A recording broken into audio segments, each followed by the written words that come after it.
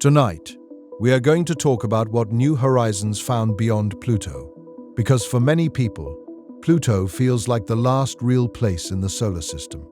A small, frozen world at the edge of darkness, so far from the sun that daylight is weak, slow, and distant. But when New Horizons flew past Pluto, the story did not end. The spacecraft kept moving. Beyond Pluto, beyond Neptune's orbit, and deeper into the Kuiper Belt, it entered a region filled with ancient icy objects left over from the birth of the solar system. And there, in the cold darkness, New Horizons found something strange. Not a planet, not a moon, but a tiny reddish world shaped like two pieces, gently joined together, almost untouched for billions of years. This object, called Arrokoth, may be one of the most ancient things humanity has ever seen up close. So tonight, the question is simple. What did New Horizons find beyond Pluto? Before we begin tonight's journey, subscribe to the channel if you want more calm space documentaries like this. Leave a like if you enjoy slow journeys through the mysteries of the universe, and write in the comments where you are watching from and what time it is where you are right now. It is strange to think that people are listening from different parts of one small planet, while New Horizons is traveling through the frozen darkness beyond Pluto. Tonight, you are watching the Space for Sleep channel, talking about what New Horizons found beyond Pluto. To understand why that discovery mattered, we first have to let go of a very old idea. For a long time, Pluto felt like the end. Not the true end of the solar system, because scientists always knew there was more beyond it, but the emotional end. The last named world many people learned as children. The small frozen point at the edge of the planetary map. The place where the familiar solar system seemed to fade into darkness. Then, New Horizons arrived. In July 2015, after nearly a decade of travel, the spacecraft flew past Pluto and changed that distant point into a real place. Suddenly, Pluto was no longer just a name at the edge of a textbook. It had mountains of ice, smooth plains, strange terrain, a thin atmosphere, and a heart-shaped region bright enough to become one of the most famous images in modern space exploration. For many people, that felt like the ending. A spacecraft had finally reached Pluto. The last familiar world had been revealed. The mystery at the edge of the old planetary map had been opened. It would have been easy to imagine the story closing there, with New Horizons racing away after completing the mission it was known for.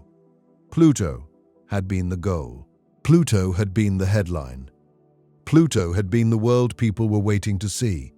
But spacecraft do not stop just because a human story reaches a satisfying moment. New Horizons did not enter orbit around Pluto. It was moving too fast for that. It performed a flyby, collecting as much data as possible during a brief and carefully planned encounter. And then it continued on. There was no breaking into orbit, no landing, no slow circling of the dwarf planet. The spacecraft passed through the Pluto system and kept going, deeper into the outer solar system. That is where the next story begins. Not at Pluto itself, but after Pluto. Beyond the famous image, beyond the heart-shaped plane, and beyond the moment the world finally saw Pluto up close.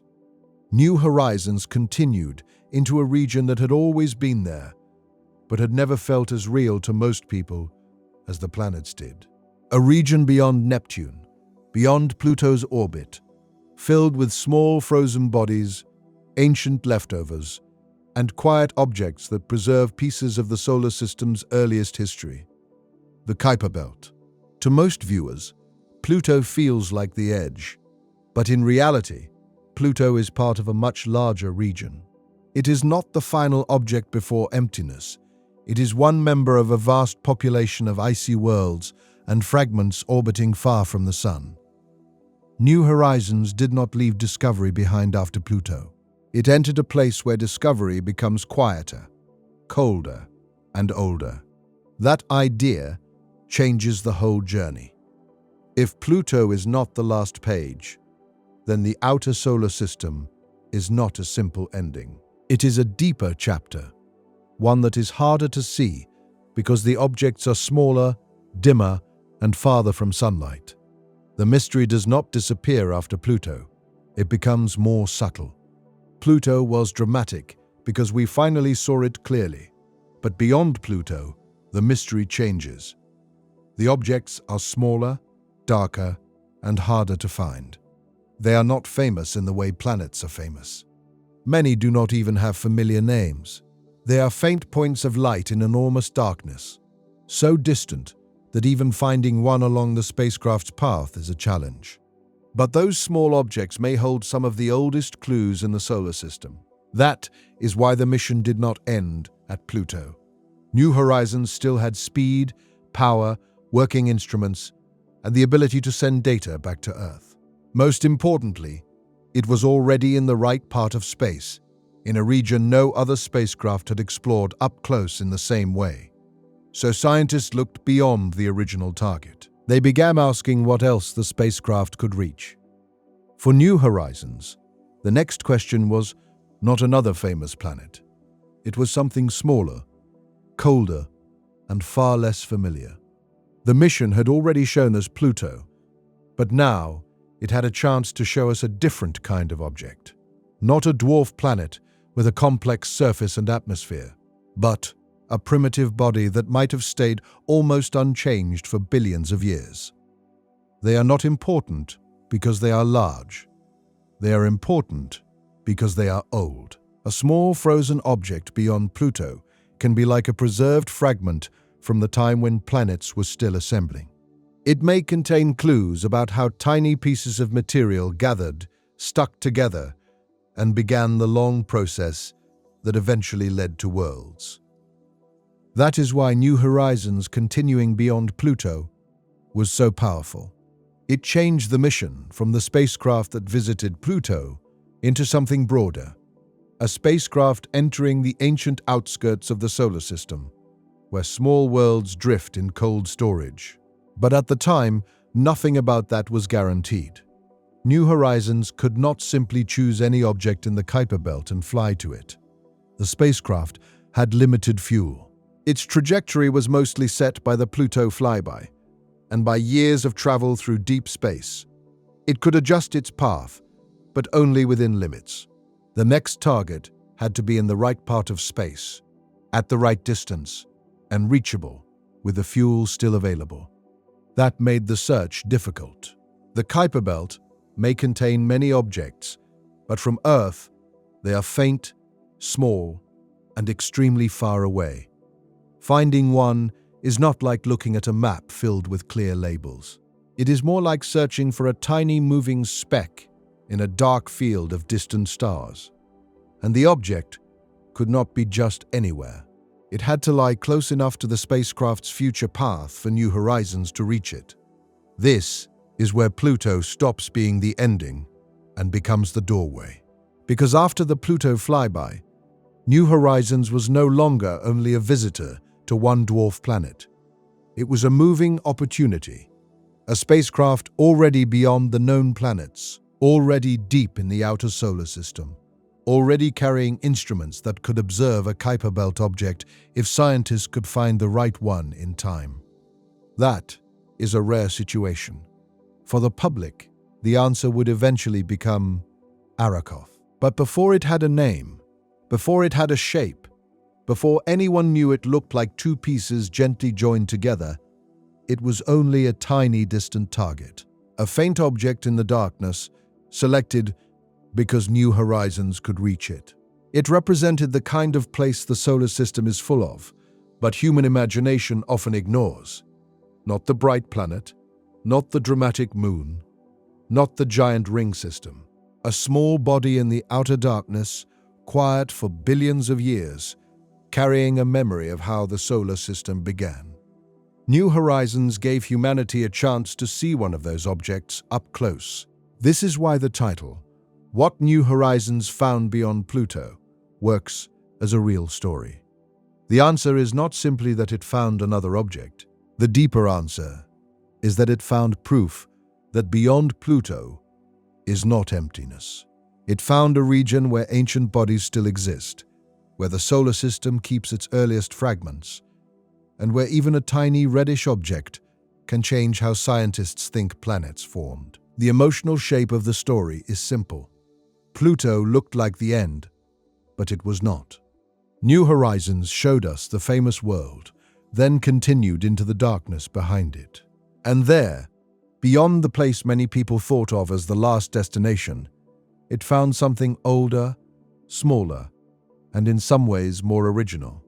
That is why the first step in this journey is not to rush toward Arrokoth immediately. We have to understand the feeling of leaving Pluto behind. Imagine the spacecraft after the flyby. It has completed the moment it was built for. Behind it is the dwarf planet that waited decades to be seen.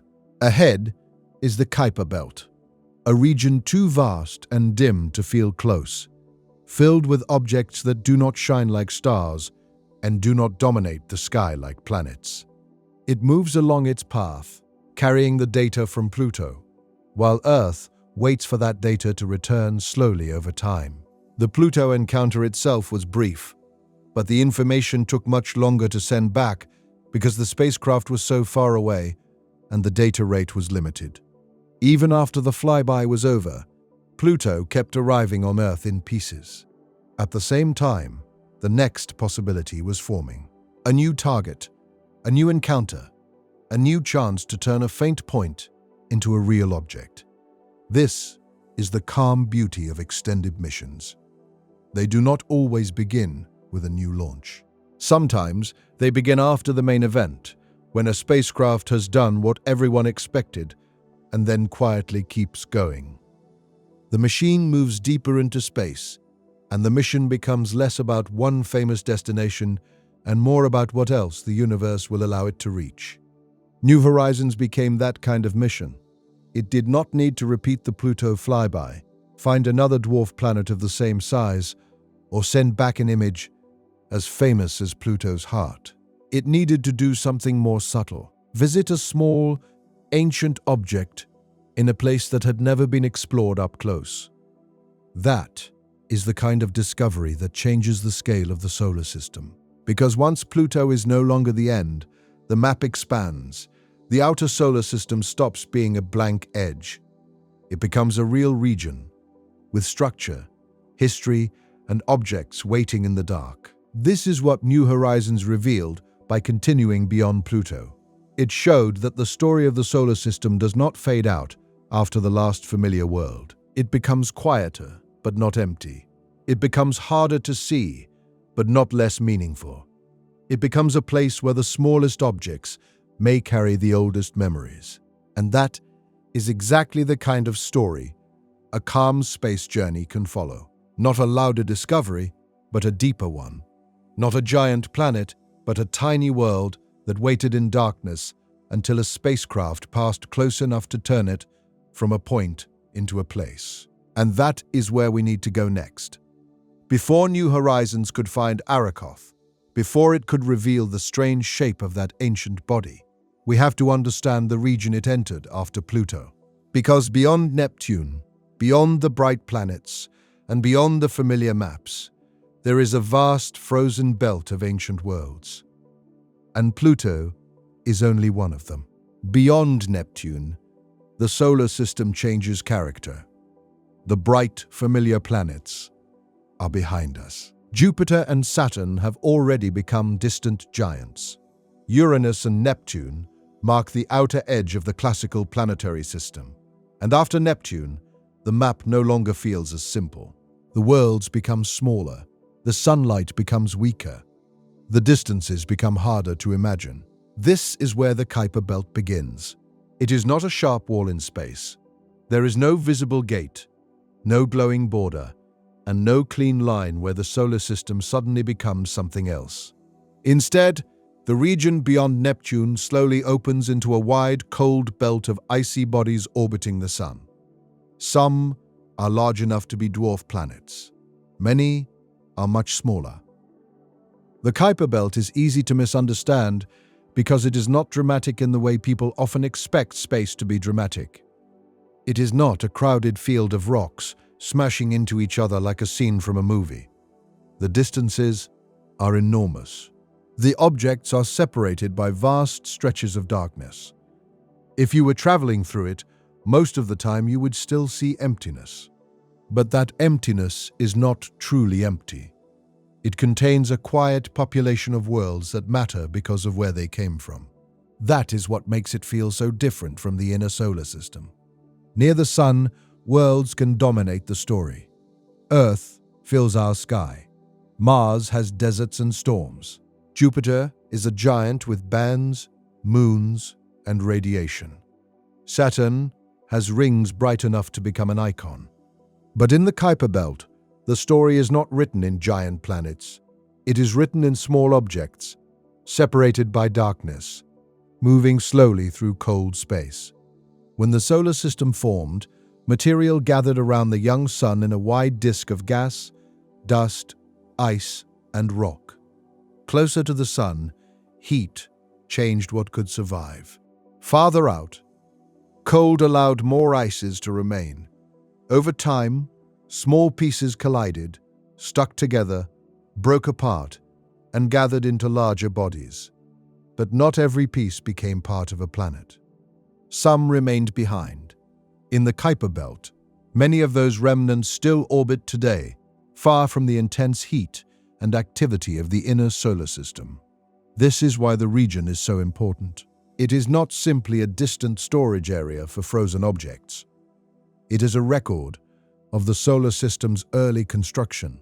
The bodies there may preserve clues about how planets began, how small objects formed, and what the outer solar system was like when everything was still young.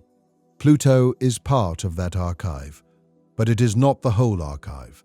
Pluto is large, complex, and active in surprising ways. New Horizons showed mountains, plains, haze, and surface features that changed how people imagined such a distant world. But the Kuiper Belt also contains smaller objects that may be less changed and more directly connected to the earliest stages of planet formation.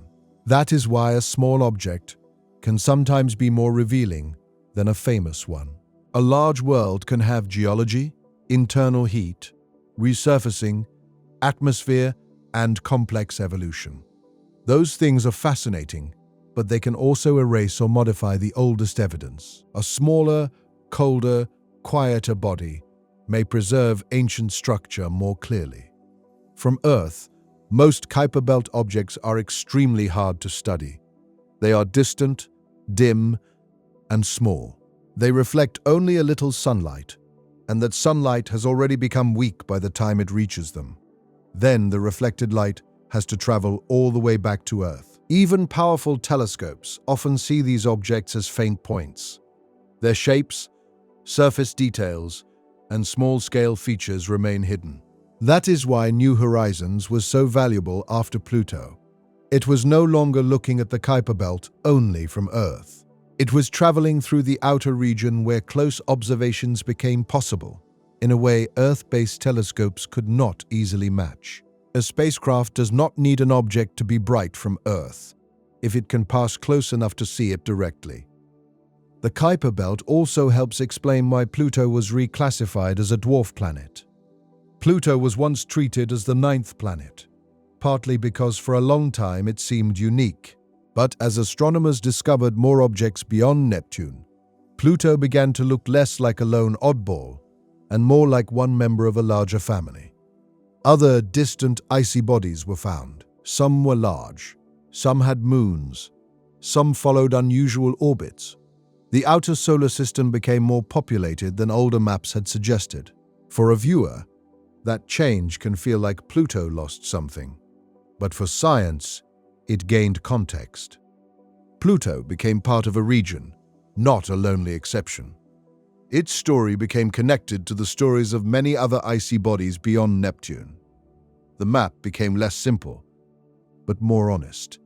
Pluto is not diminished by being part of the Kuiper Belt.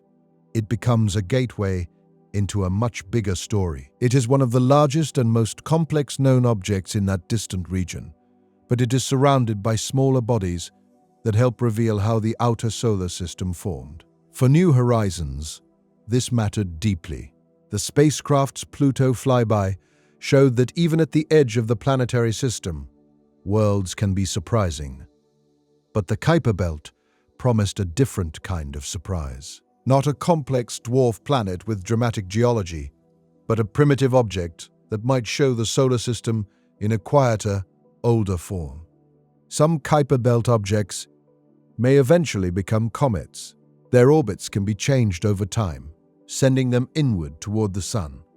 But far out in the Kuiper Belt, many objects remain cold and quiet, holding their material in deep freeze. They are not glowing visitors near the Sun yet.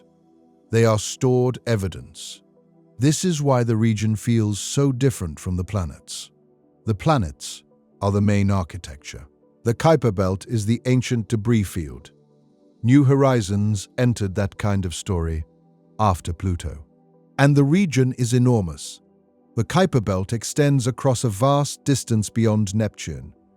It is not a narrow ring, like a simple line on a diagram. It is a broad, distant zone of objects with different orbits, sizes, colors, and histories. Some objects move in patterns shaped by Neptune's gravity. Others occupy more distant or unusual paths. In the early solar system, the giant planets may not have formed exactly where they orbit today. Their movement and gravitational interactions could have scattered small icy bodies outward, inward, and into different orbital families. The Kuiper Belt that exists now may carry the record of that ancient rearrangement. New Horizons could not study the entire Kuiper Belt up close. The region is too large, and the objects are too spread out. But even one close flyby of a small Kuiper Belt object could be powerful, because it would give scientists a real example, close enough to reveal its shape, surface, and structure. That is what made the search after Pluto so important. Scientists were not just looking for another target to keep the spacecraft busy. They were looking for a representative of a whole distant population, an object that could tell them what small, cold, ancient Kuiper Belt bodies are actually like, up close. Before New Horizons, no spacecraft had ever visited a small Kuiper Belt object beyond Pluto at close range. Telescopes could suggest sizes, colors, and orbits, but not the kind of detail a flyby could give.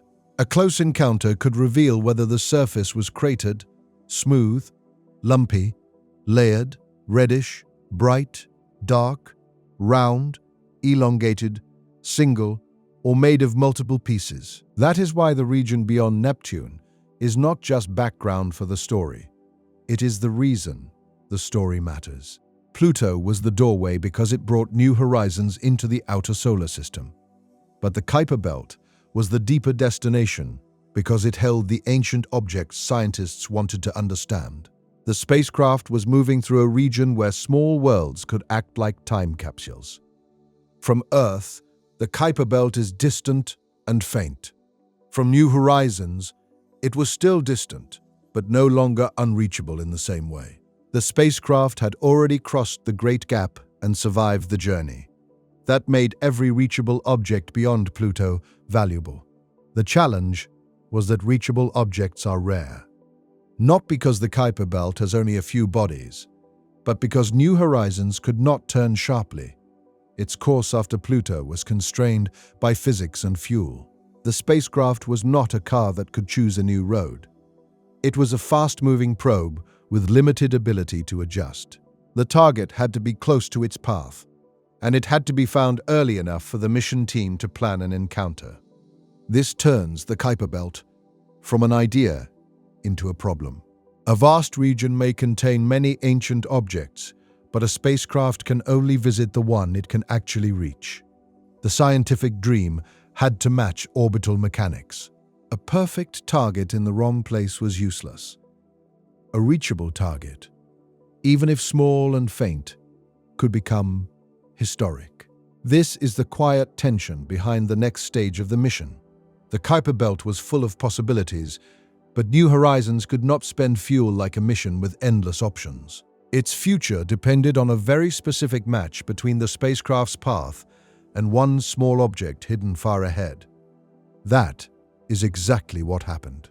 But before Arrokoth could be revealed as a strange double-lobed world, before it could become the most distant object ever visited up close at that time, it first had to be found. And finding it was not simple. It required looking into the darkness beyond Pluto for a tiny object moving against a crowded background of stars. Then asking whether New Horizons had just enough fuel and just the right path to reach it. So the next part of the journey is not a flyby yet. It is a search for one small frozen body hidden in the outer darkness. A target faint enough to be almost invisible, but important enough to become the next chapter after Pluto. That is where the story becomes less like a famous space mission and more like a search in the dark. The drama is quieter here. No one is waiting for a familiar planet to fill the frame. The next discovery begins as uncertainty, as a few faint points in telescope images, and as a question about whether the spacecraft can still be given a new purpose. After the Pluto flyby, New Horizons was still moving outward at tremendous speed. It had completed the part of the mission the public knew best, turning Pluto from a distant point into a real world. But ahead of the spacecraft was the Kuiper Belt, and somewhere in that vast region there might be another object it could reach. The difficulty was that New Horizons could not simply choose any object. It was not wandering through space freely. It was traveling along a path shaped by launch, gravity assists, the Pluto encounter, and the small amount of fuel left for course corrections. If there was going to be another flyby, the target had to be close to the path the spacecraft was already following. The Kuiper Belt is vast, but New Horizons had only a thin corridor of possibility. An object could be scientifically fascinating, ancient, and perfectly preserved. But if it was too far from the spacecraft's path, it did not matter. The target had to be in the right place at the right time. From Earth, the challenge was even harder, because Kuiper Belt objects are so faint. They are small, dark, and far from the Sun. Against the background of countless stars, a small Kuiper Belt object can look like almost nothing. The search began before the Pluto flyby was even complete, because waiting until after Pluto would have been too late. A spacecraft, traveling through the outer solar system, cannot simply pause while scientists look around. The team needed to know whether another target existed, while there was still time to adjust New Horizons' path. At first, the search was difficult from the ground.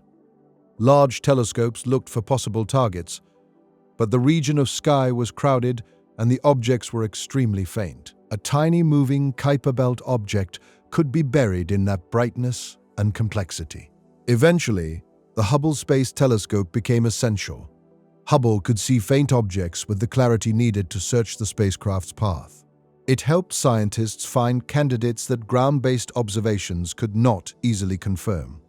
Among those candidates was a small object, first known by the designation 2014 MU69. It was faint, distant, and unknown, but its position made it special. New Horizons could reach it. That fact turned a tiny dot into a destination. That is the moment when the search changed from astronomy into navigation. A faint object on an image became a place the spacecraft might actually visit. It was no longer only a discovery in a telescope.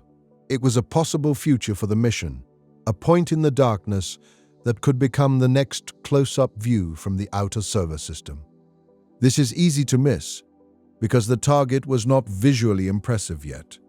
There was no beautiful image to show the public, no surface, no color map, no mountain range or bright plain, only a small dot with a measured motion. But deep space missions often begin this way, not with wonder that looks cinematic, but with coordinates, uncertainty, and the slow realization that something tiny may be reachable. At first, 2014 MU69 was not famous. It had no public identity, no detailed image, no known shape, and no emotional place in the story of the solar system. But that anonymity was part of its power. It was not chosen because people already loved it. It was chosen because it could teach us something. A small Kuiper Belt object like 2014 MU69 might be exactly the kind of primitive body scientists wanted to see. It was far from the sun, cold, and likely ancient. It had not become a planet or developed complex geology like a larger world. It might preserve a record of how small building blocks came together in the early solar system. Pluto answered, "One kind of mystery. What does this famous distant world actually look like?" The next target could answer another. What did some of the original building blocks of planets look like before planets fully formed? That is why finding the target mattered so much. The object was not impressive because of size. It was impressive because of age and location. A tiny world in the Kuiper Belt could hold information that larger, more active worlds had lost. Its shape could reveal how pieces came together, and its surface could reveal how little or how much had changed over billions of years. But before any of that could be known, the mission team had to commit. Selecting the next target was not a casual choice. New Horizons would need to fire its small thrusters to adjust course. Fuel was limited, so every maneuver had to be planned carefully. The team had to calculate whether the spacecraft could reach 2014 MU69, whether the flyby distance would be useful, and whether the encounter could be timed accurately. The mission team had to trust the orbit calculations, the navigation, the spacecraft, and the data. They had to aim for a place in space where the object would be years later, not where it had been when first seen. Everything was moving. Earth, New Horizons, the target, and the whole system under the sun's gravity. To reach 2014 MU69, scientists and engineers had to understand where it was, where it would be, where New Horizons would be, and how much the spacecraft could adjust its path. The discovery became real when that point of light became part of a possible route. The new target was later named Arrokoth. Before the name, before the flyby images, before anyone knew its strange double-lobed shape, it was a promise, a small place beyond Pluto that New Horizons could actually visit. The search also shows how modern space exploration often depends on partnerships between spacecraft and telescopes. New Horizons was the machine traveling through the Kuiper Belt, but Hubble was the eye that helped find its next destination. It needed astronomers to identify the tiny target before it could become a flyby. Once the target was selected, New Horizons had to aim for it. Course correction maneuvers were planned and executed, slowly shifting the spacecraft's path toward the future flyby. These maneuvers were small compared with the enormous distances involved, but in deep space, small changes made early can create huge differences later. For New Horizons, those maneuvers meant the extended mission became real. The spacecraft was no longer simply continuing outward after Pluto. It was now traveling toward a specific object in the cold belt beyond Neptune. But the target remained mysterious. Even after it was found, 2014 MU69 was still only a tiny point in telescope images. Scientists did not yet know its true shape, whether it was single or double, or whether it had unusual surface features. They could estimate and plan, but the real nature of the object would remain hidden until New Horizons got close. To prepare, scientists used every tool they could. They studied the object's orbit, they watched its brightness. They used stellar occultations, moments when the object passed in front of a distant star from our point of view, to learn more about its size and possible shape. During such events, the star's light briefly dims or disappears, and that tiny shadow can reveal clues about the object blocking it. Those occultations were important because they gave the mission team a way to learn about an object too small and distant to see clearly. For a brief moment, the object was not seen by reflected sunlight, but by the absence of starlight behind it. Its shadow crossed Earth, and observers tried to place telescopes in the right locations to catch that shadow. In a sense, the object announced itself by making a star blink. That kind of work is quiet, but it is part of how the unknown becomes knowable. Before the spacecraft arrived, each hint reduced the darkness a little. The target was still mysterious, but it was no longer completely anonymous. These observations were difficult because the object was so far away and so small, but they helped reduce uncertainty before the encounter. Every clue mattered. A better estimate of size, shape, or position could help refine the flyby plan. The spacecraft would approach at high speed. It would not stop or orbit. The instruments had to point correctly, the sequence had to work, and the spacecraft had to collect data during a short window when the target was close enough to study in detail. This is why the search for a new target was not only a search, it was the beginning of a second mission identity. The first identity of New Horizons was clear. It was the Pluto spacecraft. That was the mission people remembered, the destination that carried the story for years. But once a new target was found, the spacecraft became something else as well. It became a probe of the Kuiper Belt itself, not just a visitor to one famous world inside it. That matters because the Kuiper Belt had been known mostly through distance. Scientists could infer, measure, classify, and model its objects, but almost none of them had been turned into places. New Horizons offered a rare chance to make one of those distant bodies real. New Horizons had already shown us Pluto. Now, it was going to show us something more ancient than fame, a small body that had never been seen up close by any spacecraft, a leftover world beyond Pluto, a frozen clue waiting in the dark. And as the spacecraft moved closer, the question changed again. It was no longer only whether New Horizons could reach the object. It was what the object would reveal when humanity finally saw it as more than a dot. That moment would come on January 1st, 2019, the most distant flyby ever attempted. A spacecraft from Earth racing through the Kuiper Belt, aimed at a tiny world that had spent billions of years in darkness. That is what made the next encounter so different from Pluto. Pluto had been famous before New Horizons ever left Earth. Arrokoth was different. Before the flyby, it was not a familiar world waiting to be revealed. It was a small, faint object beyond Pluto, so distant and dim that even powerful telescopes could only show it as a point.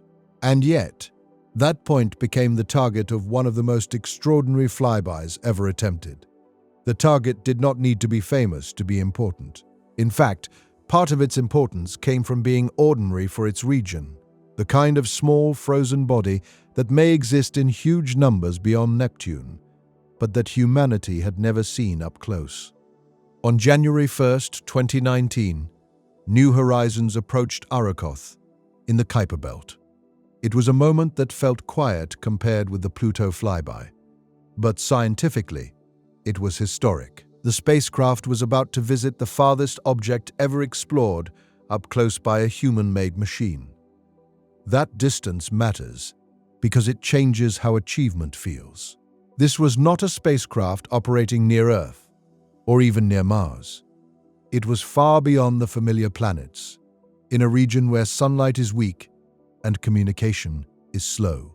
The flyby proved that a mission could still be precise and useful even after reaching a place most people imagine as the edge of the known solar system. It was both an encounter and a test of precision. This was not a journey to a planet, or even to a dwarf planet. It was a journey to a small, ancient body in the outer darkness, a world tiny compared with Pluto, but important to scientists trying to understand how the solar system began. That is the nature of a flyby. It is both powerful and unforgiving. An orbiter can return to a target again and again, but a flyby has to compress discovery into a single pass. The spacecraft approaches, observes, and leaves. If the instruments are pointed incorrectly, or if the target is not where calculations predicted, the moment is lost. So the encounter was planned with care. The spacecraft would follow a path designed to balance science and safety. It had to get close enough for detailed images, but not so recklessly close that an unknown hazard could threaten the mission. The team had to decide where to point the instruments, when to collect data, and how to store that data before sending it back to Earth. This part is important because New Horizons could not transmit everything instantly. The distance changed the whole rhythm of discovery. Near Earth, people are used to seeing images and updates quickly, but in the outer solar system, exploration becomes slower and more patient. New Horizons had to act first and explain itself later. During the encounter, it was more important to point correctly, gather as much information as possible, and protect the data than to send anything immediately for people on Earth to watch in real time. That makes the flyby feel almost lonely. The spacecraft was performing the most important part of its extended mission far beyond Pluto, while Earth could only wait. The commands had already been sent. The plan had already been loaded. The target was ahead. The spacecraft was moving. And the rest depended on timing. At that distance, communication was slow. During the flyby, the priority was not to send live pictures like a broadcast from space. The priority was to collect data, store it, and later transmit it back across billions of kilometers. The encounter would happen quickly, but the discovery would arrive slowly. That gives deep space flybys a strange feeling. The spacecraft experiences the moment first. Earth understands it later. New Horizons would pass Arrokoth, gather its observations, and continue away before humans had seen most of what it captured. The object would be gone behind the spacecraft, but its image would slowly become real on Earth. This delay gives the encounter a strange two-part life. First, there is the real event, happening in silence beyond Pluto. Then there is the human event, when data begins to arrive and scientists start to understand what the spacecraft saw. The first part belongs to the machine. The second part belongs to Earth. For Arrokoth, that second part was especially important because no one knew what kind of object would appear. Every new image had the potential to change the interpretation. A blur could become a shape could become a contact binary, a color could become a clue about surface material, a small world could become evidence for how planetesimals formed. But the encounter itself was not loud. No human eye watched it happen directly. No explosion marked the moment. There was only a machine following its programmed sequence in the cold darkness beyond Pluto, turning its instruments toward a tiny target and recording what it could during a brief passage. This is often how the most distant discoveries happen. They are not dramatic at the location itself.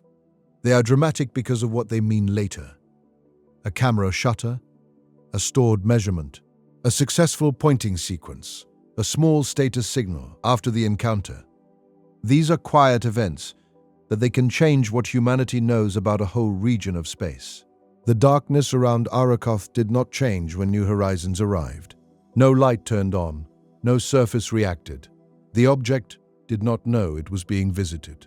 But for humanity, that brief pass turned a hidden piece of the early solar system into a place with evidence, structure, and history. That is the emotional center of the flyby. Not that Arrokoth was large or famous, but that it was ancient and untouched enough to matter. The encounter turned a hidden remnant into a world with a shape, a surface, a color, and a story. Before the flyby, Arrokoth existed mostly as coordinates and a faint, moving point. After the flyby, it became an object humans could describe. It turned the distant into the real. That is what separates this kind of discovery from simply confirming a known fact. New Horizons was not traveling to inspect a familiar landscape. It was traveling toward a question. The first clear views would define the object for the first time. It had to execute the plan without real-time human control. It had to know when to observe, where to point, and how to protect the data. During the flyby, the team had to trust the spacecraft. That trust is one of the main reasons missions like this are so difficult. The spacecraft is not intelligent in the human sense. It does not decide what is interesting. It follows instructions. The intelligence is in the preparation, the calculations, the pointing plan, the timing, the instrument sequence, and the years of work that turn a few minutes of close approach into a scientific event. If the plan is good, the spacecraft can become an explorer at a distance humans cannot control directly. If the plan is wrong, the opportunity can vanish before anyone on Earth even knows. That is why every deep space flyby carries a kind of delayed risk. The most important moment happens before the full result can be seen. When New Horizons confirmed it was healthy after the Arrokoth flyby, the event became more than an attempt. It became a success. But even then, the full discovery was still ahead. Images and measurements would arrive slowly, and each new piece would help turn the target from a distant idea into a real object. This unfolding discovery matters because it mirrors the way science often works. The dramatic moment may be the flyby, but the real understanding comes later through analysis, comparison, correction, and patience. A spacecraft can collect data in hours, but scientists may spend years learning what that data means. That is why the Arrokoth flyby was not finished when New Horizons passed the object. In one sense, the encounter ended quickly. In another sense, it began a long process of interpretation. The images had to be processed, the shape had to be modeled, the surface had to be studied. The object had to be compared with theories about how small icy bodies form. The flyby was a doorway into a question, and the question was much larger than Arrokoth itself. The farther New Horizons went, the farther back in time the story seemed to reach. Pluto showed complexity at the edge of the planetary system. Arrokoth promised something older, a glimpse of the raw materials from which larger bodies formed. The spacecraft was not just moving outward in space. In a scientific sense, it was moving backward into the history of the solar system. That is why the phrase, "most distant flyby," matters beyond distance alone. It was not only impressive because the object was far away. It was impressive because the object belonged to a region that preserves early solar system history, and because the spacecraft reached it after already completing a major mission. That is why the flyby was worth the effort. It was also worth the effort because it expanded the emotional map of the solar system. Pluto had already shown that the distant outer regions could be beautiful and complex. Arrokoth showed something different, that beyond the famous worlds, there are quiet bodies that may preserve the beginning. The discovery was less about spectacle and more about origin. A spacecraft that had already made history at Pluto was now attempting to make a different kind of history beyond Pluto. Not by visiting a famous world, but by visiting a preserved one. Not by showing us a place we had always wanted to see, but by revealing a place we barely knew existed. And when the images finally came back, the target was stranger than a simple round body. It was not just a small icy object. It looked like two worlds gently joined together, a reddish, flattened, double-lobed shape from the deep past. The flyby had succeeded, but the real surprise was still waiting in the image itself. When the first clearer views of Arrokoth came back to Earth, scientists were not looking at a normal round world. They were not looking at a small sphere, a broken asteroid-like rock, or a simple icy lump. What appeared on the screen looked stranger and more delicate than many people expected. It looked like two bodies joined together, a larger lobe, a smaller lobe, a narrow neck between them. From some angles it looked almost like a snowman. From others it looked flatter, more like two pancakes gently pressed together. It was reddish, distant, cold, and unlike any world most people had ever seen up close. That means Arrokoth is made of two separate lobes that are touching each other. They are not orbiting each other now like two moons in a pair. They are connected. At some point in the distant past, two objects came together and remained joined, forming one body with two clear parts.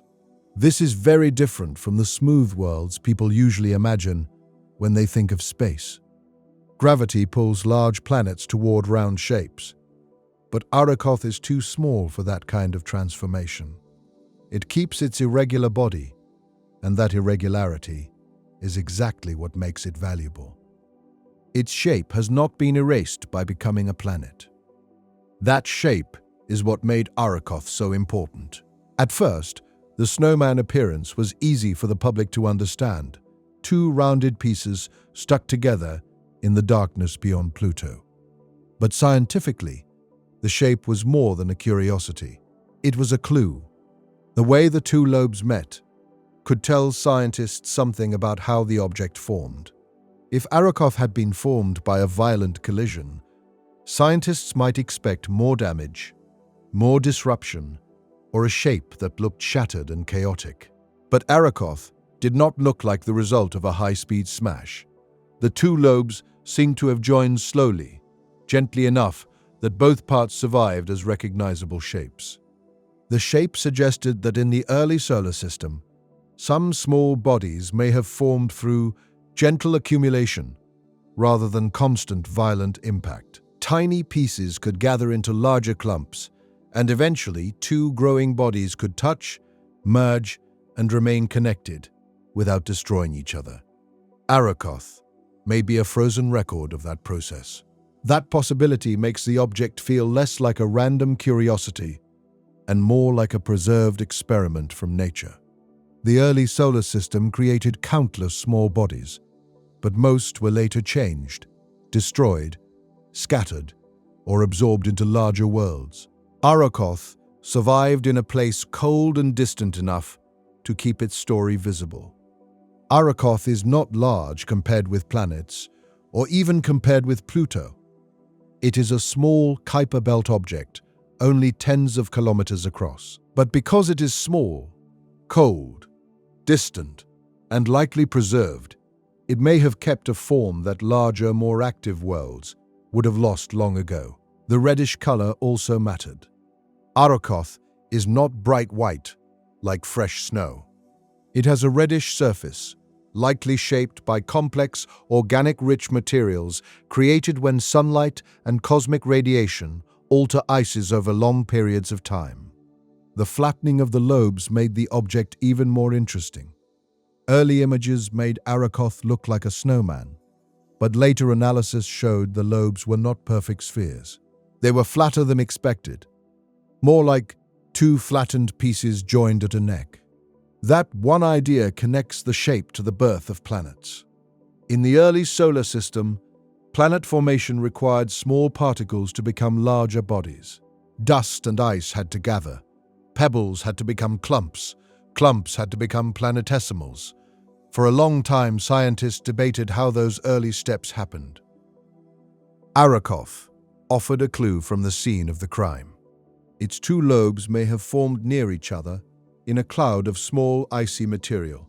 They may have grown together slowly, orbiting or drifting within the same local environment before gently merging. If that is true, then Arrokoth is not only an object in the Kuiper Belt, it is a preserved example of early planetesimal formation. The word gentle is important here. Space can be violent, but not everything in space forms through violence. Arrokoth's shape supports the idea that at least some early bodies formed in a calm, orderly way compared with the destructive impacts people often imagine. That is the power of Arrokoth. Its drama is not happening now. Its drama happened billions of years ago, when the solar system was young and small bodies were beginning to form. What New Horizons saw was the preserved result of that ancient event. This is why the images mattered so much. They were not only pictures of an object, they were pictures of a process that had ended long before Earth had life, long before there were oceans familiar to us, and long before anyone could look up and wonder what existed beyond the planets. The surface also appeared relatively smooth, in a broad sense with fewer obvious large impact scars than some might have expected. That does not mean Arrokoth never experienced impacts, but it does suggest that the object may have remained in a calm environment compared with more crowded or active regions. This preservation is the reason Arrokoth matters so much. Preservation is not as visually loud as a volcano or a storm, but in planetary science it can be just as important. A quiet object can protect information that a more active world destroys. Arrokoth's value comes from being simple enough to remember its beginning.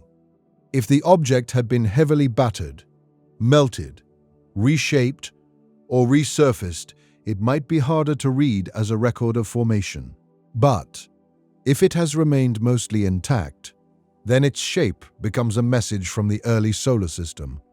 That is a huge idea hiding inside a small world. It also changes how we think about the Kuiper Belt. Before New Horizons, many small Kuiper Belt objects were known only as points of light, with estimated sizes and colors. Arrokoth gave scientists a close view of one of them. It showed that these objects are not just distant dots. They can have complex shapes, histories, and formation clues that matter far beyond their size. For viewers, the shape is the hook. A snowman-shaped world beyond Pluto is instantly strange because it does not look like the planets people know. But that simple shape is exactly why it is scientifically powerful. It preserved the relationship between the parts. Arrokoth's two lobes, flattened shapes, reddish surface, and quiet environment all point toward a body that has not been rewritten by geology on a planetary scale. It is not dramatic because it changes. It is dramatic because it stayed. In the inner solar system, surfaces are altered by heat, impacts, atmospheres, volcanism, erosion, tectonics, and radiation. Even in the outer solar system, large bodies can have internal activity or resurfacing, but a small object like Arrokoth, far from the Sun, can preserve a different kind of record. This is why New Horizons did not need to find a huge world after Pluto. A larger target might have been more famous, but fame is not the same as scientific value. Arrokoth was small, but it was exactly the kind of object that could turn the Kuiper Belt from a distant population into a physical reality. The spacecraft did not need another Pluto. It needed a true Kuiper Belt object seen up close. Even the name Arrokoth carries a sense of distance and sky. The name means sky in the Powhatan and Algonquian languages, chosen to honor indigenous peoples from the region connected with the Discovery team. The name replaced the earlier technical designation and gave the object a human way to be remembered. Still, the object itself did not change. It remained what it had been for billions of years: cold, distant, reddish, and quiet. The name did not make it important. The flyby revealed why it already was. What New Horizons found beyond Pluto was not a second Pluto. It was not a hidden planet. It was not a dramatic new world with oceans or storms. It was something subtler and, in a scientific sense, more ancient. It was a small object that looked like two pieces joined together gently, preserving a clue from the time when the solar system was assembling itself. It looked like a body that had not been violently remade, a small world that could still show the shape of its own beginning, a frozen remnant that had waited in darkness until a spacecraft from Earth passed by for a few hours. That is why the snowman shape is not just a visual detail. It is the center of the science. Without the shape, Arrokoth would still be interesting because of where it is. But with the shape, it becomes something more useful. It becomes a preserved structure that can be compared with models of how small bodies form. The spacecraft did not just find an object beyond Pluto. It found a clue that had a readable form. The two lobes are the evidence. The neck is the evidence. The reddish surface is the evidence. The smoothness, the flattening, and the lack of obvious violent disruption all become part of one larger question. How did the first small worlds form? And if a tiny object beyond Pluto can answer that, then the Kuiper Belt is not just an outer region of the solar system. It is a museum of beginnings. And in that museum, the smallest displays may matter the most. They do not overwhelm the eye, but they carry details that larger worlds have already erased.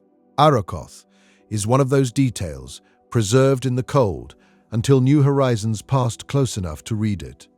And once scientists saw its shape, the next question became deeper than what it looked like. The real question became what that shape meant. Because if Arrokoth truly preserved a gentle formation process, then it was not only a strange world beyond Pluto, it was a fossil from the birth of the solar system. Not a fossil in the way we usually use that word on Earth. Arrokoth does not preserve bones, leaves, shells, footprints, or any sign of life. It preserves something older and more basic. It preserves a stage of construction, a shape left behind from the time when the solar system was still building itself from small pieces of ice, dust, and rock. That is why the object matters so much. It is not important because it is large. It is important because it may be original. Arrokoth is different. It is small enough, cold enough, and distant enough that it may have avoided much of the rewriting that changes larger bodies. It does not have a thick atmosphere, oceans, weather, or the kind of gravity that reshapes a body into a smooth sphere. That makes it valuable in a completely different way. Arrokoth may still show how it was made. The two lobes are the first clue. A contact binary is not just an odd shape. It is a body that seems to remember two earlier bodies. The larger lobe and the smaller lobe may once have been separate objects that formed near each other, moved together slowly, and eventually touched at low speed. That gentle joining is the key idea. It turns the object from a strange shape into a physical memory. The two parts did not lose themselves completely when they met. They still remain visible, like a record of the moment before. One body became one. That is rare, because larger worlds tend to hide their beginnings under later change. Arrokoth keeps its beginning on the outside. If the early solar system had been only violent, then small bodies might have been broken, shattered, and remade, over and over. But Arrokoth suggests that at least some planetesimals formed through a calmer process. Small particles may have gathered into clouds. Those clouds may have collapsed under their own gravity. Pieces inside them may have settled into slow motion together, eventually creating larger bodies without destructive collisions. That is why objects like Arrokoth are so important. They may preserve the result of that difficult transition. A planetesimal is one of the building blocks of planets. It is larger than dust and pebbles, but smaller than a planet. If Arrokoth is a preserved planetesimal, then it is not just a leftover object. It is a surviving example of the material from which planets were once built. This is why its calm appearance matters. If Arrokoth had looked shattered or heavily reworked, it might have told a different story. But its two lobes appear to meet in a way that suggests low-speed contact. The object looks less like wreckage and more like a preserved union. Surface chemistry can change, while the overall body remains a record of formation. A reddish coating can develop over time, while the two-lobed structure still shows how the object came together. New Horizons gave scientists something they never had before: a close look at the body itself. That is why Arrokoth became more than a strange image. It became a test of ideas. One idea: is that planetesimals can form when clouds of small particles in a disk become concentrated and collapse under gravity, creating bodies gently rather than through repeated high-speed collisions. Arrokoth's shape fits well with that kind of gentle formation picture. The two lobes seem like pieces that grew near each other and merged softly instead of being smashed together violently from unrelated paths. This is why scientists pay attention to small details that might seem unimportant at first. The angle of the lobes, the neck where they meet, the smoothness of the surface, and the flattened form all become clues. They help separate a history of gentle contact from a history of destruction. In a world this small, the entire body can become evidence. The object's preservation also tells us something about location. If Arrokoth had formed closer to the Sun, or been dragged through a more active region, it might not look the way it does now. The Kuiper Belt protected it, in a sense, not perfectly, but enough. The cold distance from the Sun slowed change. The vast spacing between objects reduced frequent destructive encounters. The outer darkness became a kind of storage environment. That is why Beyond Pluto matters. If New Horizons had stopped at Pluto in the story, this part of the solar system would have remained abstract for most people. Arrokoth gave it a face, but more than that, it gave the region a purpose in the imagination. It showed that beyond the last familiar world, there are objects that may still remember the beginning better than the planets do. The region is not only far away, it is far enough to preserve. Distance becomes part of the science. The same remoteness that makes these objects hard to reach is also what makes them valuable. The Kuiper Belt is difficult to study because it is cold, dark, and distant. But it is scientifically important for the same reason. It keeps old things old. Arrokoth may have remained in that deep cold for more than 4 billion years. That length of time is almost impossible to feel. Human history becomes tiny beside it. Civilizations rise and fall in a blink compared with the age of a Kuiper Belt object. Even the landscapes of Earth change completely over such timescales. Mountains rise and wear down. Oceans open and close. Continents move. But Arrokoth may have kept the same basic form through nearly the entire history of the solar system. That is what makes it feel like a message from before memory. That is what makes the discovery feel almost timeless. New Horizons did not only move outward in space, it connected the present to the beginning. The spacecraft carried modern instruments, modern planning, and human curiosity into a region where the material itself may remember the ancient disk around the Sun. And when it photographed Arrokoth, it gave scientists a physical clue from a time that cannot be observed directly.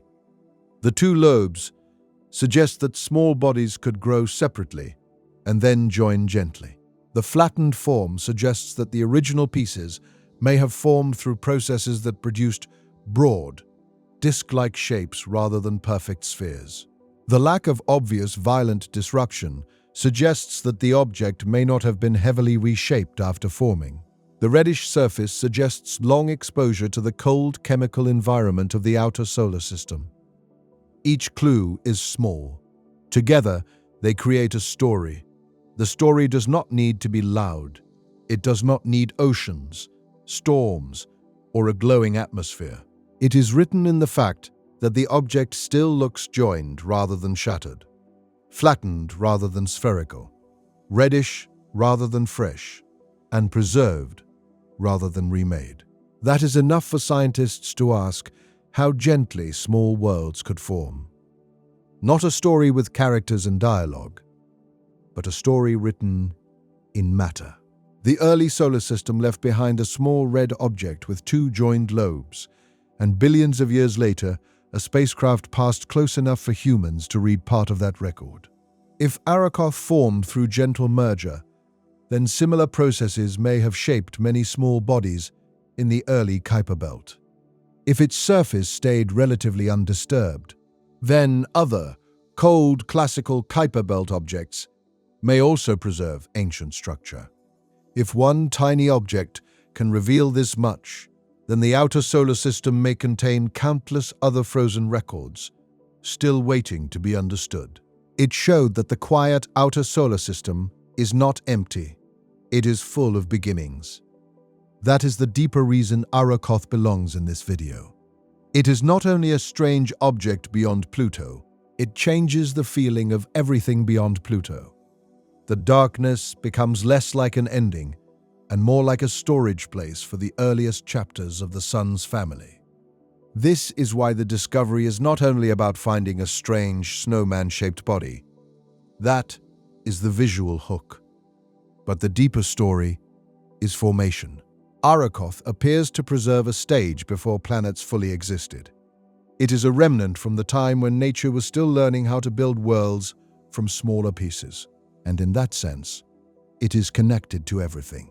The same planet-building process that created Arrokoth's small lobes also belongs to the larger history that eventually made Earth, Mars, Pluto, and every other solid body. Arrokoth is not an ancestor of Earth in a direct, simple way, but it is part of the same cosmic construction story.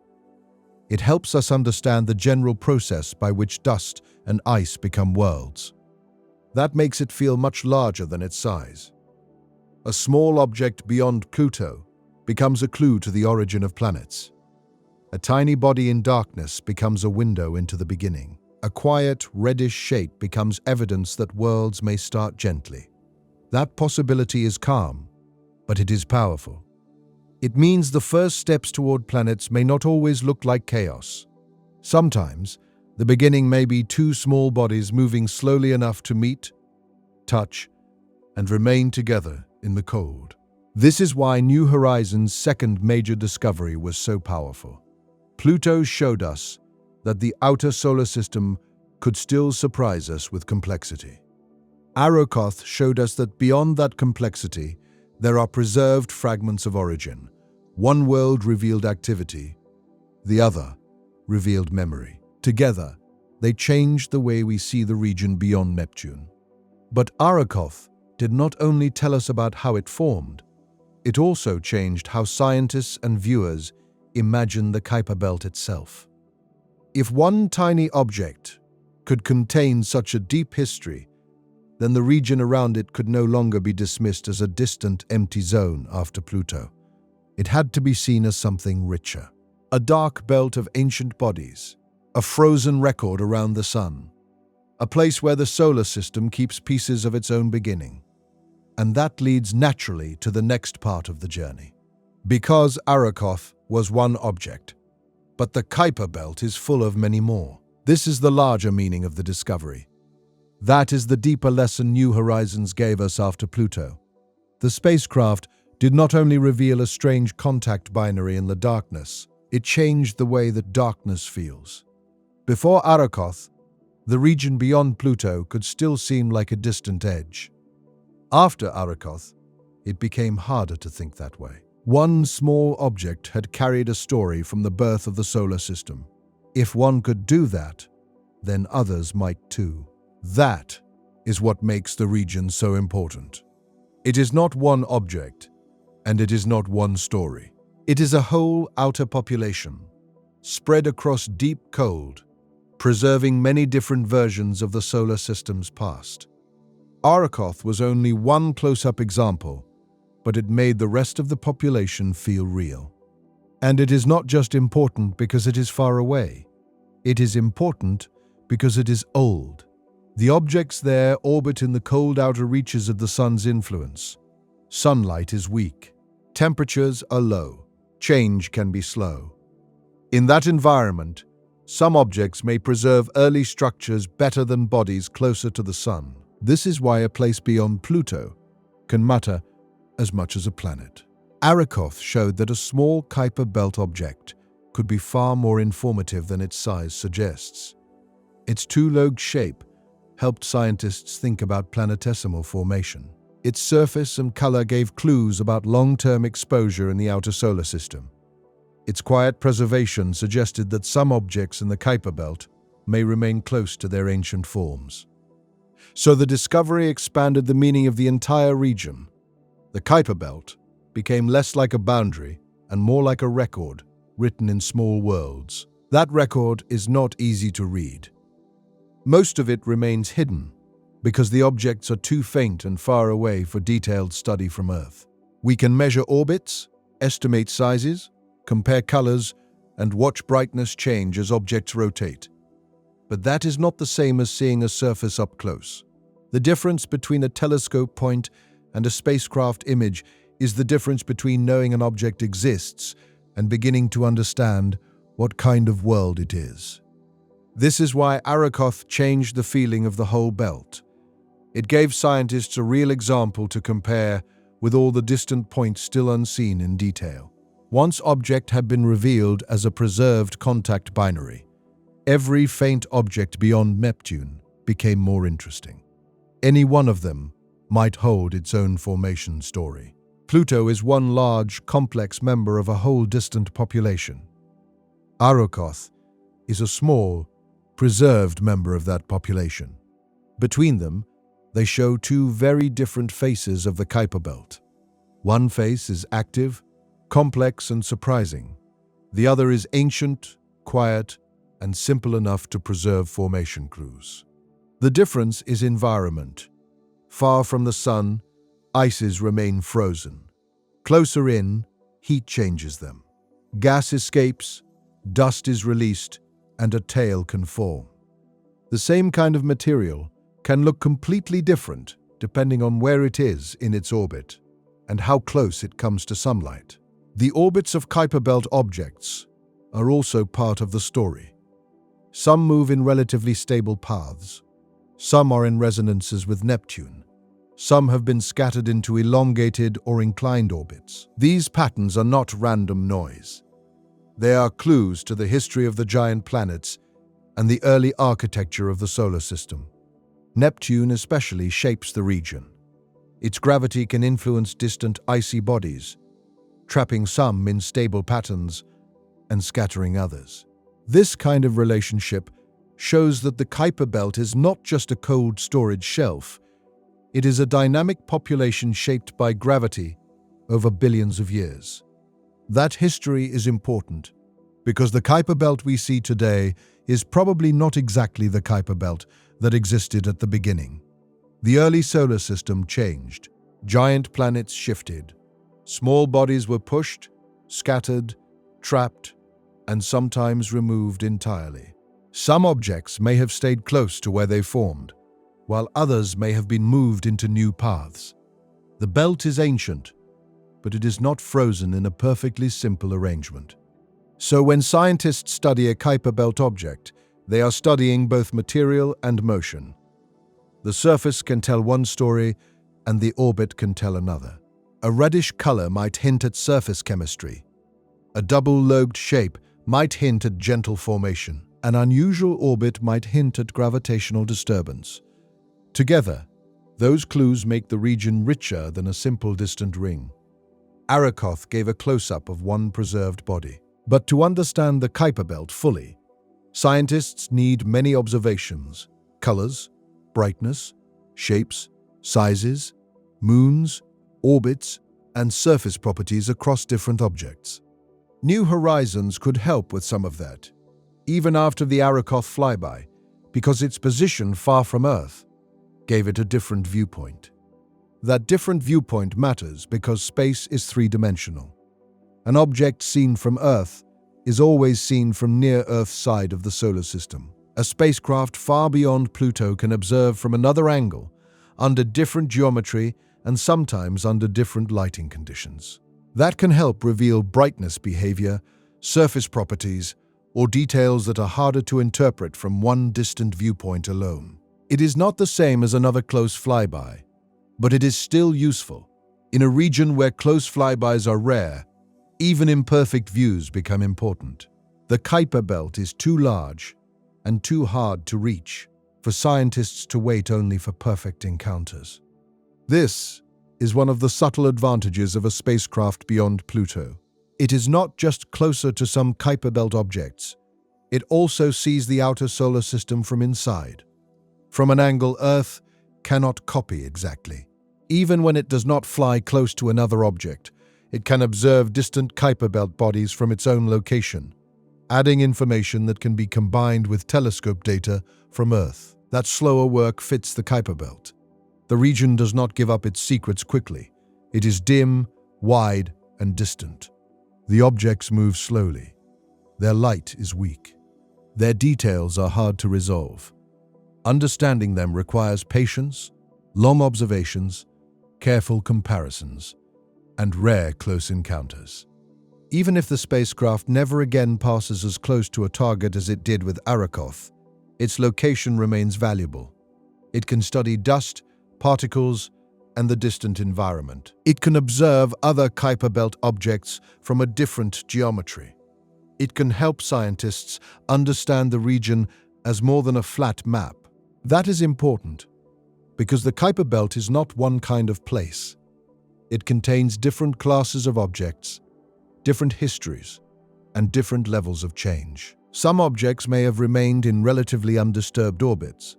Others may have been scattered by Neptune. Some may have formed in one region and moved to another. Arrokoth likely belongs to a population that is especially valuable because it may have remained relatively undisturbed. That makes it a cleaner window into early formation. But the rest of the Kuiper Belt contains other windows too, each with a different history and a different clue. That is the power of a close encounter. It does not only answer what one object looks like, it teaches us what kinds of questions to ask about all the others. Before, the region was mostly a scientific concept for many people. After the flyby, it had a face, red, flattened, double-lobed, and ancient. That face was strange enough to be memorable, but deep enough to connect to planet formation. It is why the discovery can work well in a long, calm documentary. It has a strong visual hook, but the meaning keeps unfolding. At first, the viewer sees a snowman-shaped world. Then they learn it is a contact binary. Then they learn that the gentle joining may reveal how planetesimals formed. Then they realize that the Kuiper Belt may contain many more ancient records. The story moves outward and backward at the same time. Outward, beyond Pluto, and backward toward the birth of the solar system. This is the kind of journey that makes deep space feel meaningful without needing aliens, danger, or exaggeration. The mystery is already there. It is in the fact that tiny frozen bodies can preserve information for billions of years. It is in the fact that a spacecraft can turn one of them from a dot into a world. It is in the idea that the edge of the familiar map is not empty, but full of origins. Once that idea is understood, Pluto no longer feels like the end of the story. It feels like the beginning of a quieter region, one where the biggest discoveries may not be the biggest objects. The next great clue might be a faint body with no famous name, drifting in cold darkness for billions of years. That is also why the story remains calm. The Kuiper Belt does not need to be made terrifying to matter.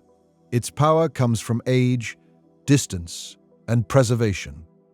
It asks the viewer to slow down and see value in something small. A tiny world beyond Pluto may not look important at first, but if it carries a memory from the solar system's beginning, then it becomes one of the most meaningful places New Horizons could have visited. That is what New Horizons found beyond Pluto. Not only Arrokoth, a whole new way to think about the region beyond Neptune. A region where small worlds drift in darkness, carrying clues that may be older than the planets themselves. But New Horizons did not stop after Arrokoth either. It kept moving. And as it traveled deeper into the outer solar system, the mission became quieter, again, but not meaningless. Because even without another dramatic close flyby, the spacecraft could still keep studying the frozen darkness beyond Pluto. That is the quieter part of the New Horizons story. After Pluto, the mission had a famous image. After Arrokoth, it had a strange double-lobed world.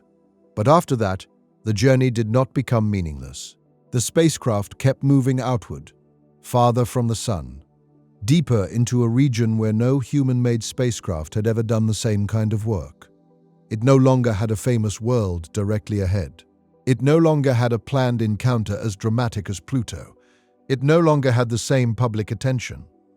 But it still had value, because in deep space, location is everything, and New Horizons had earned that location through years of flight. New Horizons was already beyond Pluto. That alone made it rare.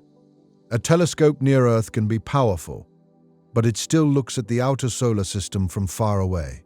New Horizons was traveling through the outer solar system itself, carrying instruments into a region scientists had mostly studied from a distance.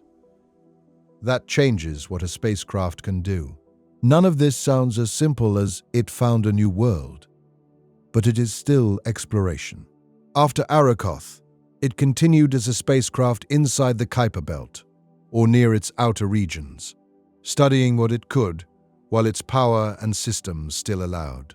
NASA extended operations so the spacecraft could keep exploring the outer solar system and continue collecting science as it moved toward the time when it will eventually exit the Kuiper Belt.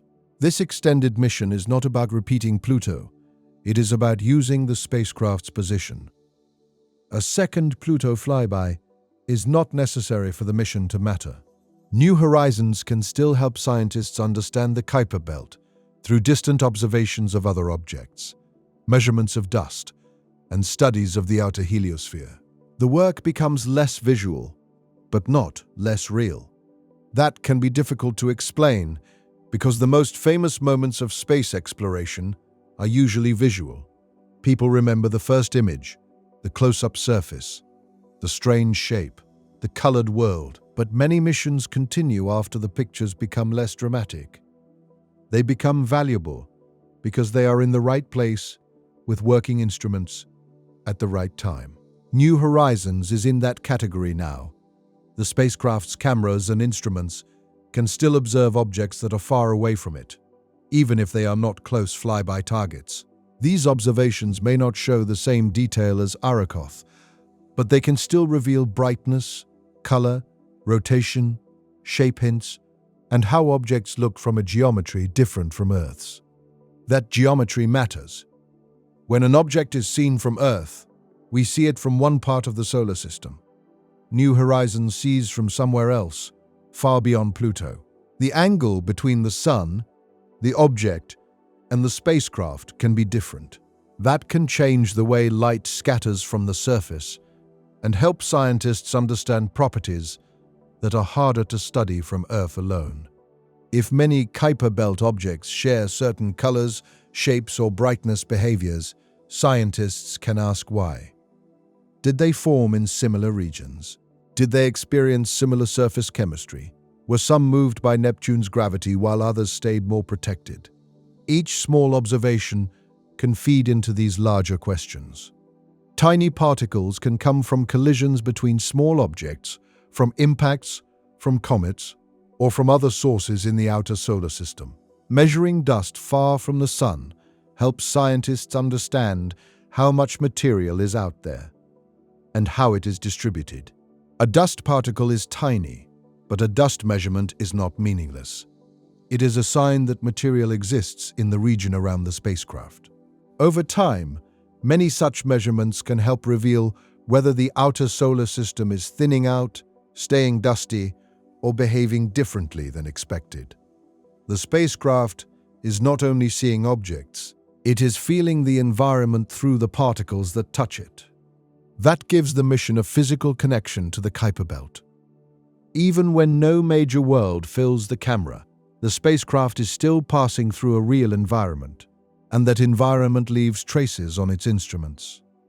New Horizons has even helped raise questions about whether the Kuiper Belt may extend farther than expected, because dust measurements have suggested that small particle activity continues far out in the region. This does not mean the spacecraft has discovered a hidden planet or a dramatic wall. It means the outer solar system may be more complex than the simplest map might suggest. The spacecraft can also study the heliosphere, the vast bubble created by the Sun's influence as it pushes into interstellar space. New Horizons is not Voyager, and it has not crossed the heliopause. But it is far enough from the Sun to make useful measurements of the outer heliosphere, solar wind conditions, and particles in a distant region of the solar system. Charged particles, magnetic fields, dust, radiation, and plasma all create an environment that changes with distance. A spacecraft traveling outward can measure that environment directly, helping scientists understand how the Sun's reach changes far from the inner planets. This is a calmer kind of mission, but it may be the most honest picture of what happens after a great flyby. A spacecraft does not always move from one spectacular encounter to another. Sometimes the mission becomes long, patient, and subtle. It watches, measures, compares, and uses whatever time remains to gather information from a place that is hard to reach. That kind of mission can be harder to sell to the public, but it is often where science becomes deeper. The first encounter reveals a world. The extended mission asks how that world fits into a region. The first image creates wonder. The later measurements create context. New Horizons has already given both: the face of Pluto, the shape of Arrokoth, and now the slow evidence from the darkness around them. That patience is valuable because New Horizons cannot be easily replaced. A new spacecraft could be launched with better technology, but it would not instantly be beyond Pluto. It would have to cross the solar system again, taking many years to reach the same region. New Horizons is already there, and that makes every year of operation important. Distance gives the spacecraft value. Age gives it limits. The mission exists between those two facts. As New Horizons travels farther from the Sun, its power source slowly declines. Like many spacecraft traveling too far from the Sun for solar panels to be practical, it uses a radioisotope power source. That power will not last forever. The spacecraft must manage its energy, instruments, communication, and operating modes carefully. This creates a familiar pattern in deep space exploration. A spacecraft grows more valuable because it is far away. At the same time, it becomes harder to keep alive because it is old and distant. The farther New Horizons goes, the more unique its position becomes. But that same distance makes communication slower and more difficult, and the aging power system gives the mission a limited future. But while it works, it can still give us something no other spacecraft can give in the same way. It can tell us what the outer solar system is like from inside the outer solar system. It is not standing still in the Kuiper Belt. It continues outward, changing its distance from the Sun, changing its perspective, and entering regions where direct spacecraft measurements are rare. Each year, it becomes a little farther from the familiar worlds. New Horizons keeps going, not because there is always a dramatic image waiting, but because the outer solar system is still worth measuring. The mission becomes less like a single event, and more like a long journey through a dark region full of faint evidence. A single image can change imagination.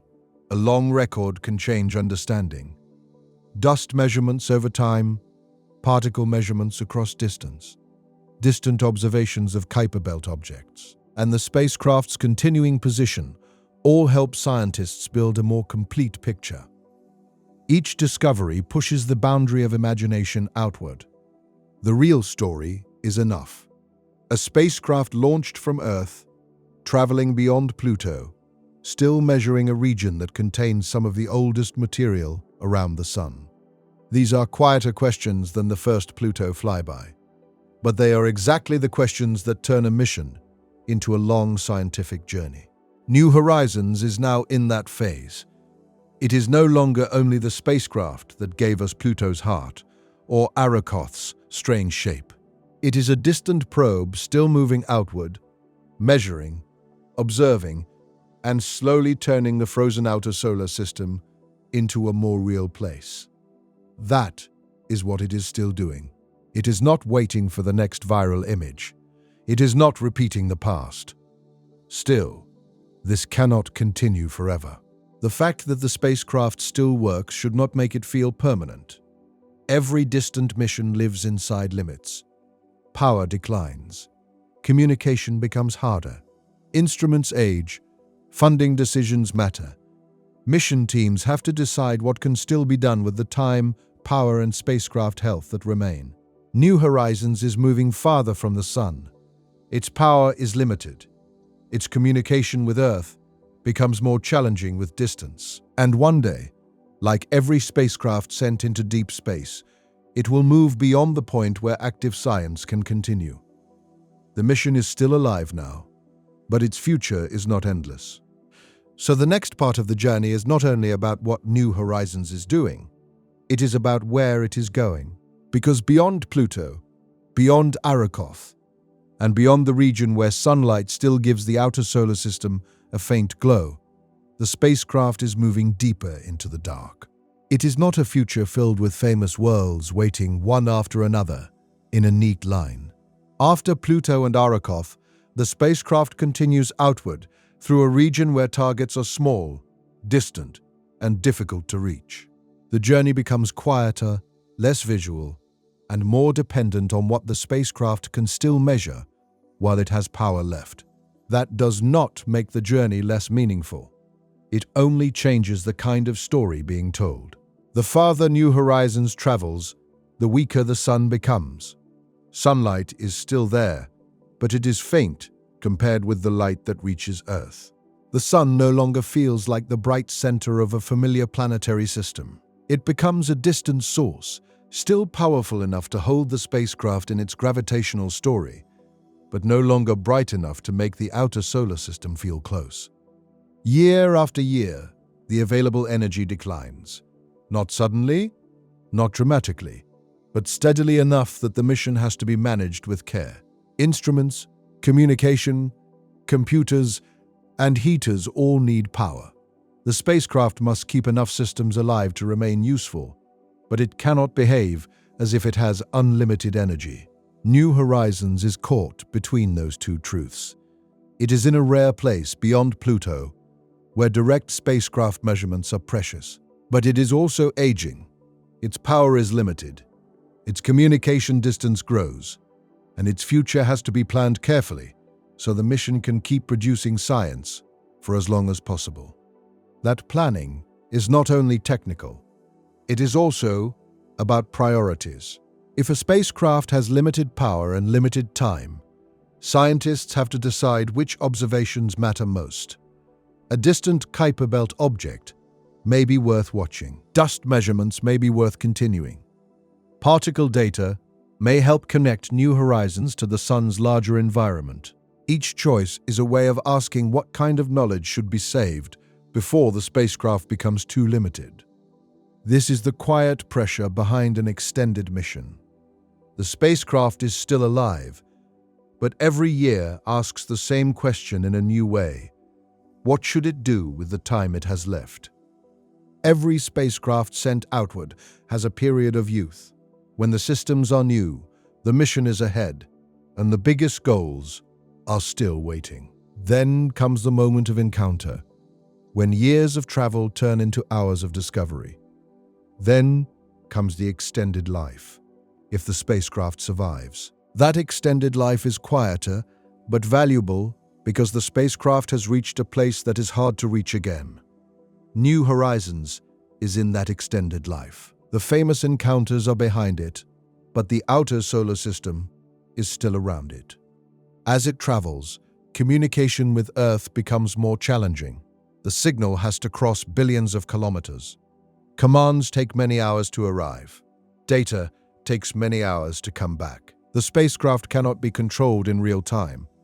It has to follow planned sequences, store information, and transmit data slowly through the deep space network. This delay changes the feeling of the mission. On Earth, people expect communication to be quick. With New Horizons, distance becomes part of every operation.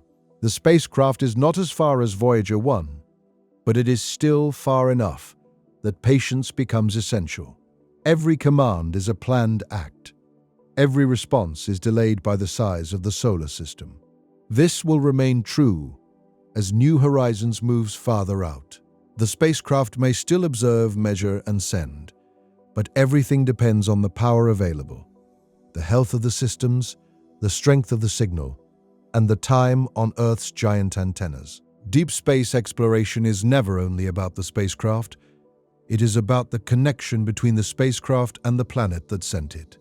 The spacecraft is not immortal. Its power will continue to decline. Its instruments will not operate forever. Its systems will age. Eventually, New Horizons will reach a point where active science becomes limited, then impossible. The exact future depends on spacecraft health, power, and mission choices. But the direction is clear. New Horizons is moving towards silence. This future silence should not be confused with the end of the spacecraft itself. New Horizons will not stop moving when its mission ends. It will not fall out of space or turn around. Like Voyager, it will continue along its path after communication is no longer possible. The active mission will end before the object does.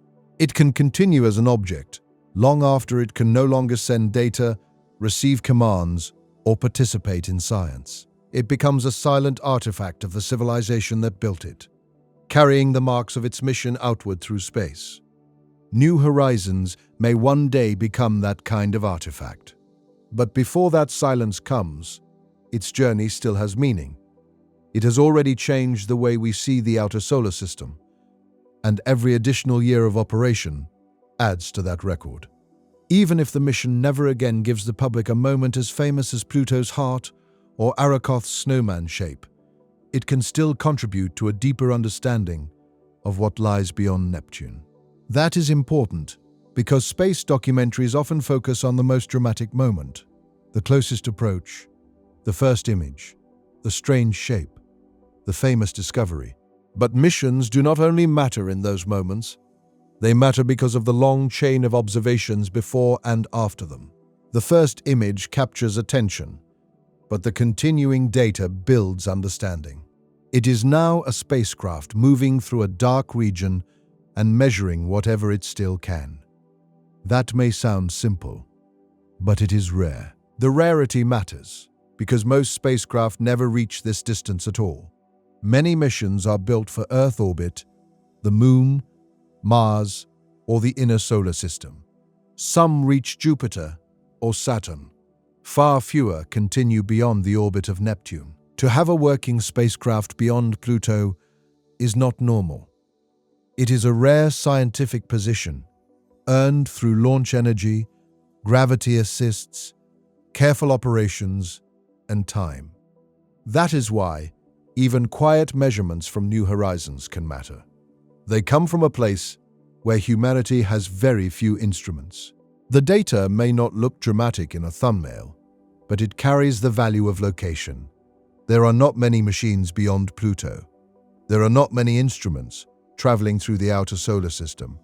There are not many opportunities to study dust, particles, distant Kuiper Belt objects, and the sun's weakening influence from this far out. Every year, New Horizons continues is another year with an active probe in a region usually observed from afar. New Horizons has given both. It gave detail at Pluto, it gave detail at Arrokoth. Now it gives context as it moves through the region that connects those discoveries to the wider outer solar system. As New Horizons travels outward, it will eventually move beyond the main Kuiper Belt region. The objects may become fewer. The sun will become even fainter. The spacecraft's power will continue to decline. At some point, it may no longer have enough capability to continue useful science, but the path itself will continue. New Horizons was launched with a clear purpose: reach Pluto. It did that. Then, it was given another purpose: reach a small Kuiper Belt object. It did that too. Now, its purpose is broader and quieter. Keep using its position to learn what can still be learned before the power fades too far. It has already earned its place in history. Now it is spending the rest of its working life adding detail to that history. It revealed Pluto, then revealed Arrokoth, and now continues into the region beyond them. The farther it goes, the more its story begins to resemble a long fade into darkness. But that darkness is not empty. It contains dust, small objects, particles, faint sunlight, and the fading reach of the sun. It contains the history of the solar system in fragments. New Horizons is traveling through that kind of darkness. Not a meaningless void, but a dark archive. A region where the solar system becomes quieter, colder, and harder to read, but not less important. This is why the mission has such a strong shape for a documentary. It begins with a spacecraft racing toward a famous world. It continues with a hidden object beyond Pluto. It opens into a vast belt of ancient bodies. Then, it follows the spacecraft as it keeps moving, leaving the most dramatic discoveries behind, while still carrying their meaning forward. New Horizons will eventually fall silent, but it has already done what it needed to do. It made the distant real. That is why the coming silence will not erase the mission. A signal can stop, but a discovery does not disappear. The images of Pluto do not become less real because the spacecraft one day goes quiet. Arrokoth does not lose its meaning because New Horizons eventually runs out of power. The mission's future silence will close the active conversation, not the scientific value of what was already learned. When New Horizons can no longer communicate, Pluto will still have been revealed. Arrokoth will still have been seen. The Kuiper Belt will still have been touched by a spacecraft. The data will remain. The images will remain. The new questions will remain. And this brings the story toward its final point, because the title asks what New Horizons found beyond Pluto. The direct answer is Arrokoth, a small double-lobed world in the Kuiper Belt. But the deeper answer is larger than one object. New Horizons found that Pluto was not the end. It found that beyond Pluto is a region of ancient bodies, preserved clues, and frozen memory. So the final chapter is not only about where New Horizons goes next, it is about what the mission changed. Because after New Horizons, Pluto was no longer the edge of the story. It was only the beginning. That is the final meaning of New Horizons beyond Pluto. For generations, Pluto felt like the last familiar marker in the solar system, the small frozen world at the edge of the old map. It was easy to imagine that once we reached Pluto, we had reached the end of the story. But New Horizons showed that the edge was not really an edge at all. Pluto was a doorway. Behind it was the Kuiper Belt, a cold and ancient region filled with small bodies, preserved clues, and objects that had waited in darkness since the solar system was young. New Horizons did not only fly past Pluto and leave, it continued into that region and found Arrokoth, a tiny double-lobed world that changed the meaning of everything beyond Neptune. The answer to the title is simple at first. New Horizons found Arrokoth, a small reddish body, a contact binary, a frozen object shaped like two pieces gently joined together. But the deeper answer is much larger than one object. New Horizons found that beyond Pluto is not emptiness. It found that the solar system continues in a quieter form, not with giant planets or bright rings, but with ancient bodies that may preserve the first steps of planet formation. That is why Arrokoth matters. A discovery like this is easy to underestimate because it does not look like the discoveries people usually expect. There is no ocean world, no giant storm, no hidden planet, and no dramatic landscape filled with cliffs and clouds. Instead, there is a small reddish body in the dark. But science is not only about the most visually dramatic places. Sometimes the quietest object is the one that keeps the oldest evidence. It is not important because it is huge. It is not important because it is bright. It is not important because people had known its name for decades. It matters because it may have stayed close to its original form for billions of years. Its shape may remember a time when the solar system was not finished, when dust, ice, and small pieces were still gathering into the building blocks of worlds. New Horizons gave humanity a close look at that memory. Before the spacecraft arrived, Arrokoth was only a faint point in the darkness. It had a position, an orbit, and a technical designation, but no face. After the flyby, it had a shape. It had two lobes. It had a neck. It had a reddish surface. It became a real place, not because humans could ever stand there, but because a machine from Earth passed close enough to turn it from a dot into a world. That is what exploration does at its best. It changes the meaning of distance. Something that was once abstract becomes physical. Something that was once only calculated becomes visible. Something that was once only a faint point becomes part of the human map. New Horizons did that first with Pluto. Then it did it again with Arrokoth. And together, those two encounters changed the outer solar system from a distant boundary into a region with character, variety, and history. Pluto showed us complexity, mountains of ice, smooth plains, haze, and a world more active than many people expected.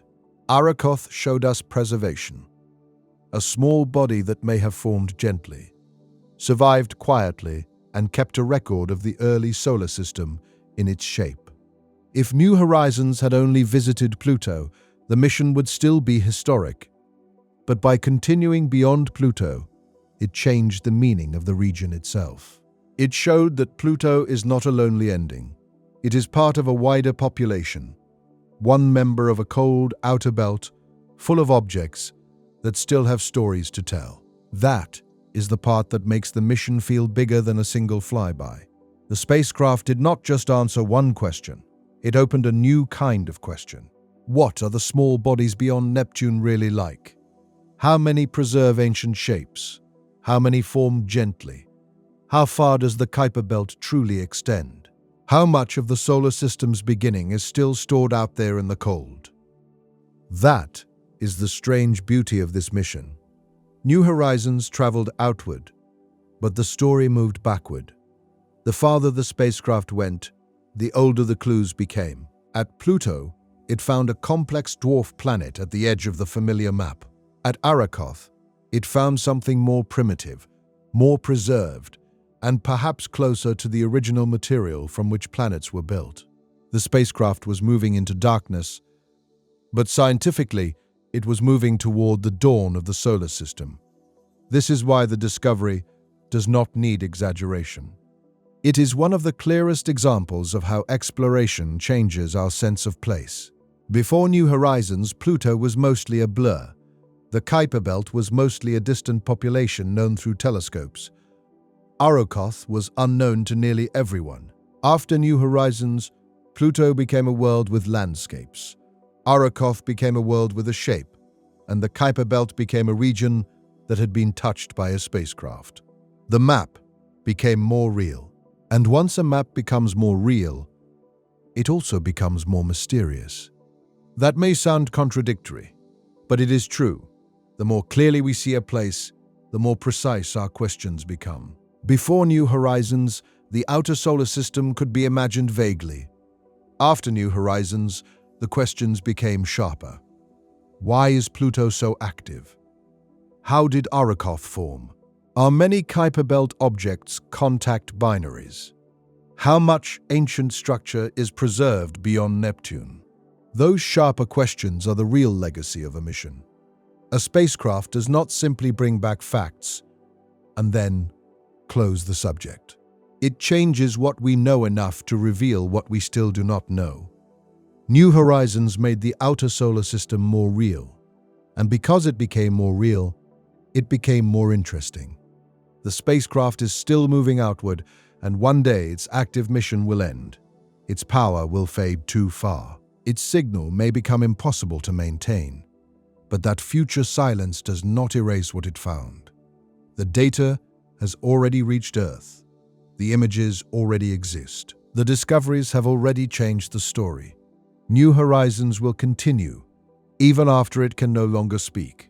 It will keep moving through space as a silent artifact, a small machine built by humans, carrying the history of a mission that reached Pluto and then went farther. It will not know what it has done, but its path will still exist. That is one of the most emotional parts of deep space exploration.